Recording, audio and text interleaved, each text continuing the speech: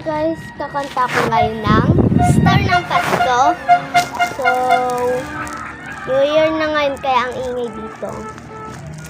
Okay, start natin. And 3, 2, 1, go! Kung kailan pinakamadilim mga tala ay mas nagniningning, gaano man kakapal ang ulap, sa likod nito ay may liwanag. Ang liwanag na ito nasa ating lahat.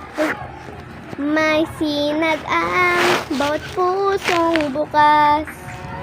Sa init ng mangyayakap, maghihilom ang lahat na sugat.